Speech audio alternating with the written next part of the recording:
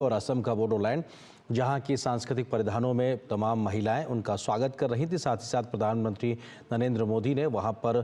एक प्रदर्शनी का अवलोकन भी किया, जहां पर विशेष प्रकार से जो एक सांस्कृतिक समृद्धि की विरासत है असम की बोडोलैंड क्षेत्र की, उससे जुड़े हुए तमाम जो सांस्कृतिक वाद्य यंत्र हैं वो उनका प्रधानमंत्री ने अवलोकन किया। जो लोग तमाम वाद्य यंत्रों के साथ मौजूद थे उन्होंने प्रधानमंत्री को उनसे परिचित भी कराया और प्रधानमंत्री ने बड़ा उत्साहपूर्वक तरीके से तमाम जानकारियां हासिल की। तो निश्चित तौर से बेहद महत्वपूर्ण मौका जब दिल्ली में पहला बोडोलैंड महोत्सव की शुरुआत प्रधानमंत्री ने की है। और इस प्रदर्शनी में प्रधानमंत्री ने वहाँ के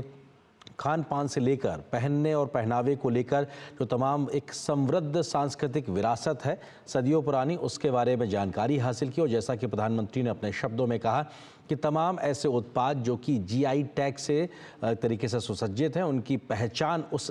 भौगोलिक स्थिति से जुड़ी हुई है जो कि बोडोलैंड से जुड़े हुए हैं। वो देश दुनिया के किसी भी कोने में उन उत्पादों को पहुंचाया जाएगा, बावजूद उसके उनकी पहचान अपनी संस्कृति बोडोलैंड और असम से जुड़ी रहेगी, जो अपने आप में बताता है कि उनकी जीआई टैगिंग करना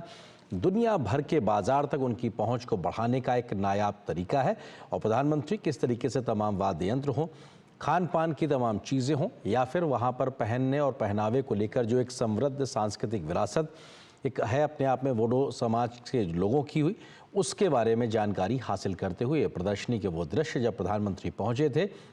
इस कार्यक्रम में शामिल होने के लिए उनका स्वागत किया गया, सत्कार किया गया और उसके बाद में प्रधानमंत्री ने इस प्रदर्शनी का अवलोकन किया। और प्रधानमंत्री के संबोधन में भी हमने सुना कि किस प्रकार से उन्होंने तमाम बातों का जिक्र किया है। 2020 के बोडोलैंड शांति समझौता एक बड़ा आधार बना है और अशांति से शांति की ओर स्थापना का जो एक बड़ा मार्ग प्रशस्त हुआ, उसका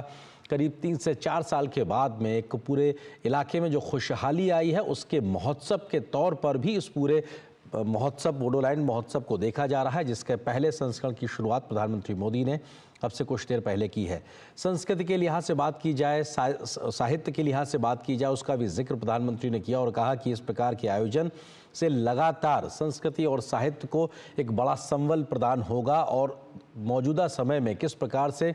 कोकराझार में भी साहित्य सम्मेलन लगातार हो रहे हैं बीते 3 वर्षों से, उसका भी जिक्र प्रधानमंत्री ने किया। प्रधानमंत्री ने कहा कि बोडोलैंड समझौते के बाद में, शांति समझौते के बाद में उनको जब कोकराझार की रैली में आने का मौका मिला था, उस पल को याद करते हुए प्रधानमंत्री भावुक हुए और उन्होंने कहा कि वो एक ऐसा मौका था जब समृद्धि और शांति की